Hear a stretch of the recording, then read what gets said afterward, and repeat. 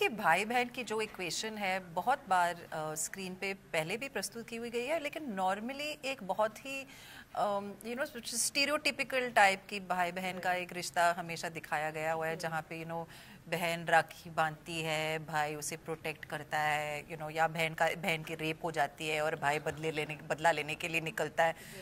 I think Lions gate और कुणाल खोली जी ने एक अलग तरीके से, एक नए नज़रिए से इस सेम रिलेशनशिप को इस बार इस तरीके से इस शो के दौरान प्रस्तुत किया है। और आई थिंक जितने सारे सिबलिंग्स हैं, जिनके भाई हैं, जिनकी बहनें हैं, वो अगर इस शो को देखेंगे और वसुधा और अखिल के किरदार को देखेंगे तो आई एम श्योर उनको लगेगा कि हाँ, मैं अपने भाई से बहुत प्यार करती हूँ, या भाई बोलेगा कि मैं अपनी बहन से बहुत प्यार करता हूँ, लेकिन हमें ऐसी टाइप की एक रिलेशनशिप चाहिए जहाँ पे वो सिर्फ भाई बहन ही नहीं है, एक दूसरे के सबसे बेस्ट फ्रेंड्स भी हैं। Absolutely. और उनकी लाइफ स्टोरी भी जो है, उनकी जो बॉन्डिंग भी है, वो उनके पेरेंट्स ने उन्हें काफ़ी मतलब बचपन में थोड़ा सा डैमेज भी किया, जैसे हम लोग हमेशा सोचते हैं कि हाँ, सॉरी,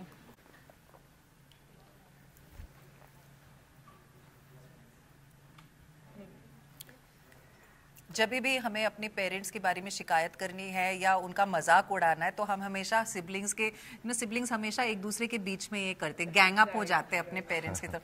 तो ये भी एक अखिल और वसु हमेशा एक दूसरे के लिए, एक दूसरे के नंबर 1 सबसे बड़े सपोर्टर्स और सबसे बड़े पार्टनर्स रहे हैं, और यही आप देखेंगे पार्टनर्स इन क्राइम है। बिल्कुल बिल्कुल।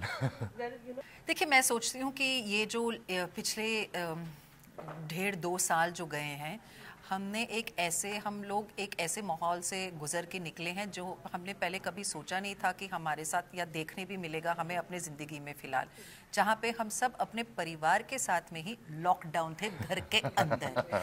मतलब जी 3-4 महीने के लिए हमें, या वेदर हम लोग एक दूसरे से मतलब कनेक्ट करते थे या नहीं, हमारे पास और कोई चारा नहीं था कि हमने यहाँ इन लोगों के साथ में ही रहना था। आप अपने दोस्तों से नहीं मिल सकते थे, अपने बॉयफ्रेंड गर्लफ्रेंड से नहीं मिल सकते थे, किसी से और दूसरे के साथ में आपका तो कोई कनेक्शन था ही नहीं। तो आई थिंक जब एक ऐसा माहौल आ जाता है जहाँ पे जो आप चीज़ें आप नॉर्मली अपने फ्रेंड्स के साथ डिस्कस करते हो या अपने बॉयफ्रेंड या गर्लफ्रेंड के साथ डिस्कस करते हो, क्योंकि नहीं मैं मम्मी पापा से ये चीज़ नहीं बोल सकती हूँ, या मैं अपने फैमिली मेम्बर से मुझे थोड़ा सा अनकंफर्टेबल लगता है चीज़ों के बारे में बात करने के लिए। आई थिंक ये शो इसी चीज़ को लेके बहुत ही अच्छी तरीके से इन कॉन्वर्जेशंस को नॉर्मलाइज करने की एक कोशिश की है। हम लोग ना कोई बोल्ड स्टेटमेंट करने की कोशिश कर रहे हैं, ना कोई हटके वाला ऐसा कुछ कर रहे हैं। जो भी हमने इस शो के दौरान जो भी बात की है हमने, ये होता है हमारी ज़िंदगी में।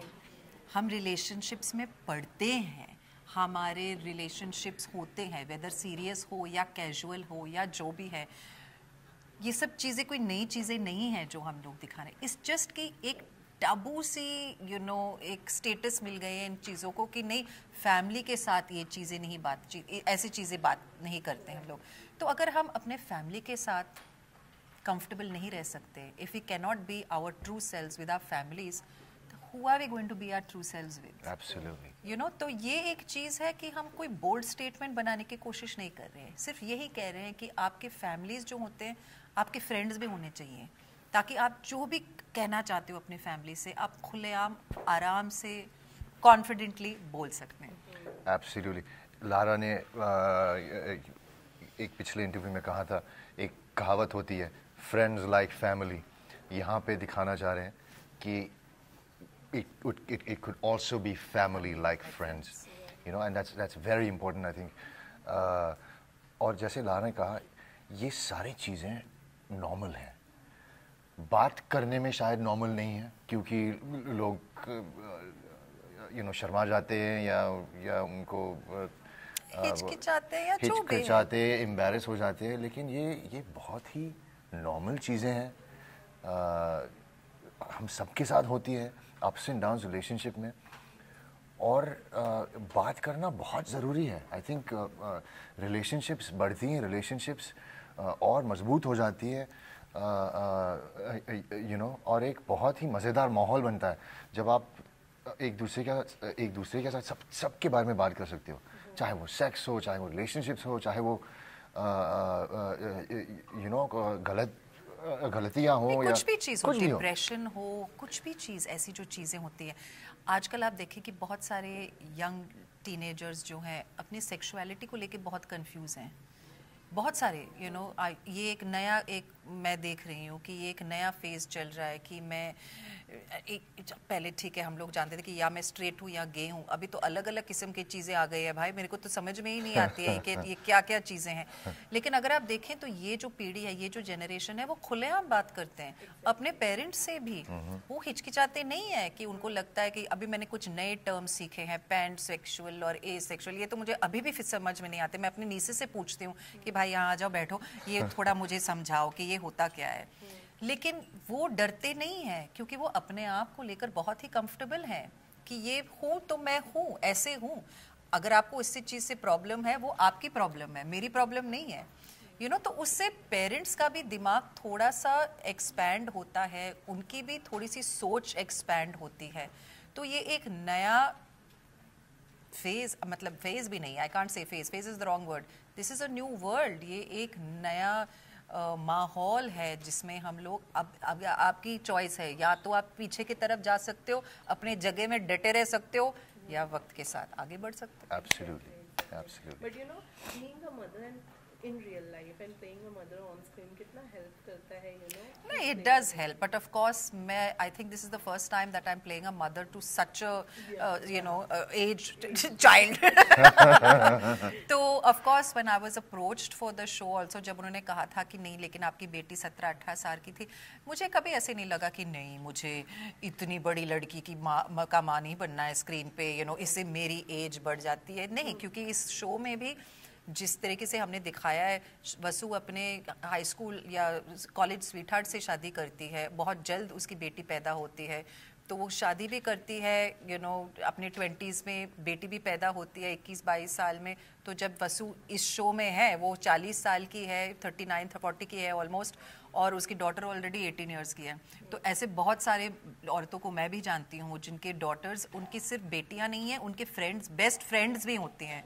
तो यहाँ पे भी के एक अलग जनरेशन है, वो भी चाहती है कि उसकी माँ की ज़िंदगी ख़त्म ना हो, कि बस अभी वो सेपरेट हो चुकी है अपने हस्बैंड से, तो बस मतलब इसका मतलब कि उसकी ज़िंदगी ख़त्म, अभी आप घर में बैठे रहो और अभी मेरी ज़िंदगी शुरू होने जा रही है।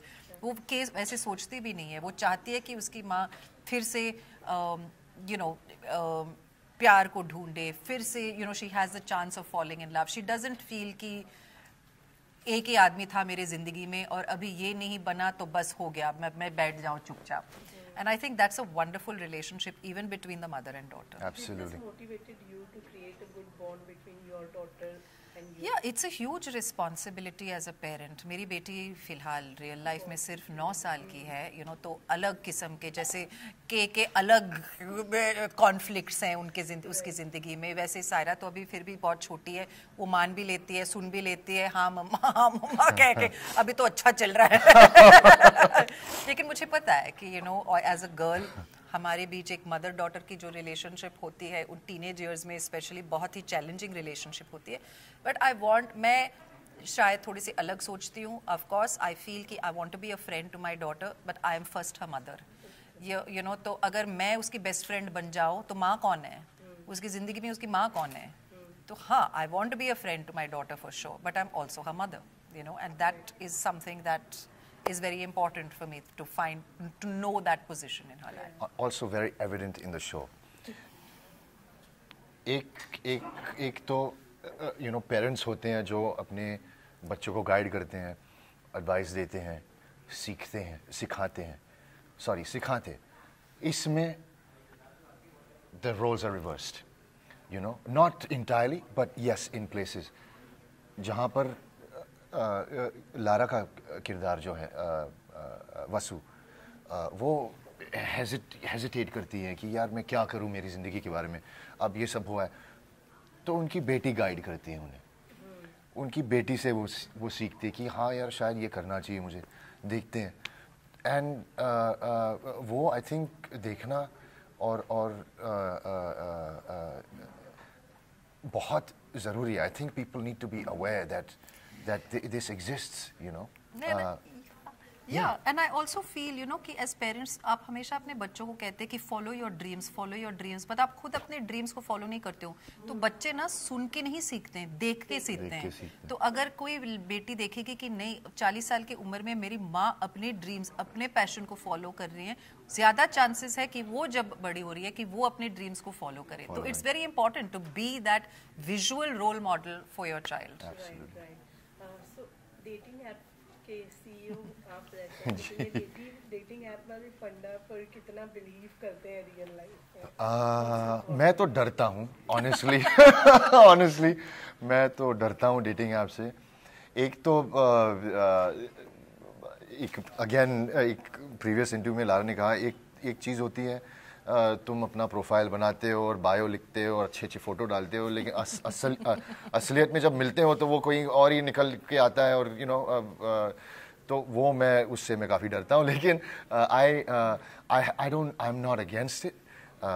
आई थिंक बहुत ही बढ़िया तरीका है लोगों से मिलने का, जानने का, नए लोगों से मिलने का।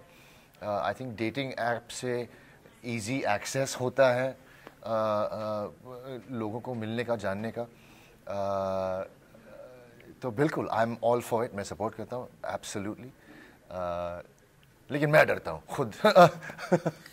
मेरा फिलहाल कोई एक्सपीरियंस नहीं रहा है डेटिंग ऐप पे। मैं ना डेटिंग ऐप पे हूँ, ना कभी मैंने यूज़ किया है। और आई थिंक मैं थोड़ी सी प्रीवियस जनरेशन से हूँ कि जो जिस पे ये जो नए किस्म के डेटिंग टाइप की एक मेथड आ चुकी है, उससे मैं थैंकफुली निकल गई थी इससे आने से पहले। लेकिन मुझे ऐसा लगता है कि एक अच्छी चीज़ है। नॉर्मली मैं इस तरीके से सोचती हूँ कि हाँ ज़रूर लोग बोलते हैं कि नहीं, लेकिन ये लोग मिसयूज़ करते हैं, सिर्फ कैजुअल रिलेशनशिप्स बनवाने के लिए मिलते हैं।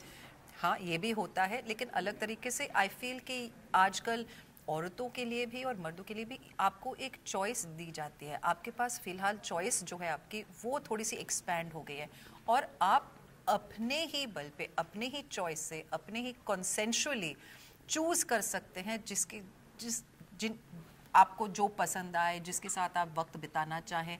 वो चॉइस अभी इतना ज़्यादा खुल गया है लोगों के लिए।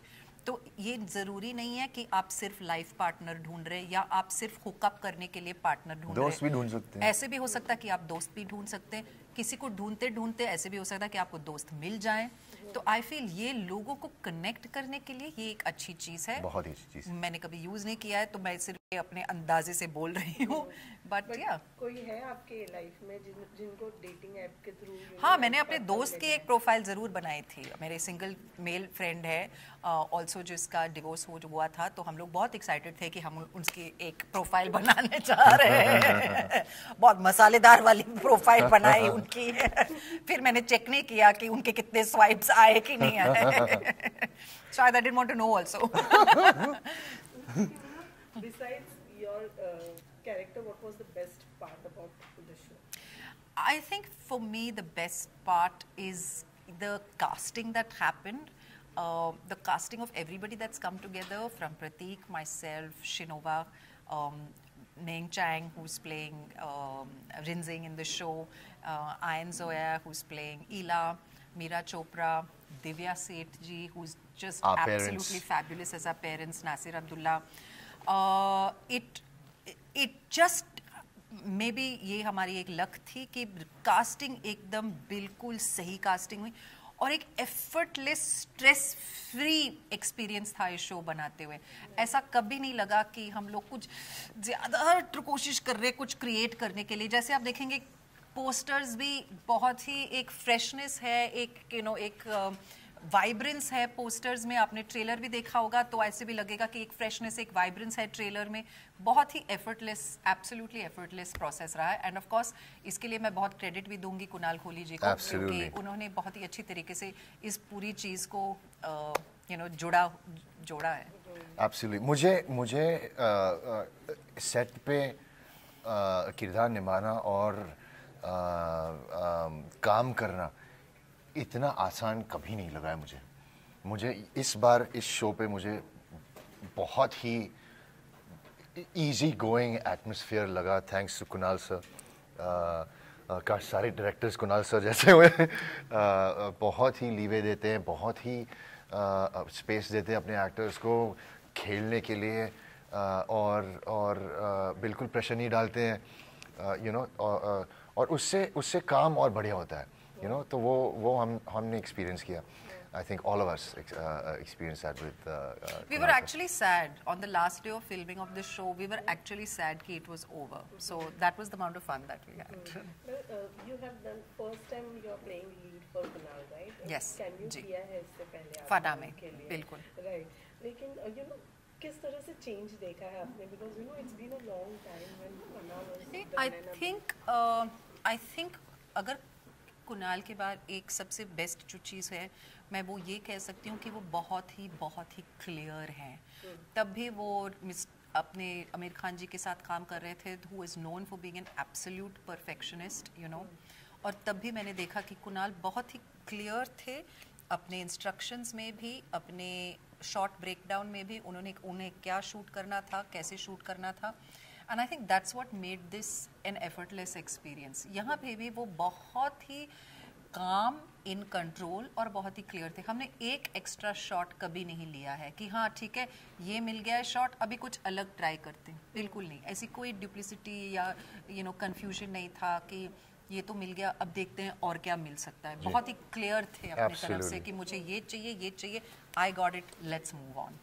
And I really like that. I think जब निर्देशक अपने आप से बहुत ही क्लियर, बहुत ही फोकस्ड है, तो एक्टर्स के लिए it becomes very very easy to deliver what is expected. Prateek, आपके साइड से what will be the next which will be hitting on theatres? After this, I have a film called Cobalt Blue on Netflix. 3 दिसंबर को release होगा Netflix पे. It's a heartbreaking love story. It's a novel that has been made into a film. Yes. Yeah. And Zara mama. Yeah, I have. It's been a busy year for me. COVID has been very kind to me. You look at the silver linings. मैं बहुत busy रही हूँ. बहुत सारे projects हैं, Bell Bottom से लेकर Call My Agent, of course now Hiccups and Hookups, और दूसरे OTTs पे दूसरे projects भी आ रहे हैं, लेकिन उसके बारे में हम लोग बात करेंगे, of course, जब उसकी बारी आएगी. Thank you so much. बता दें कब देखने मिलने वाला है Hiccups and Hookups? 26 नवंबर को आपके स्क्रीन्स भी और स्क्रीन्स पे भी हमारी राउडी फैमिली आ रही है आपको एंटरटेन करने. लायंस गेट प्ले पे.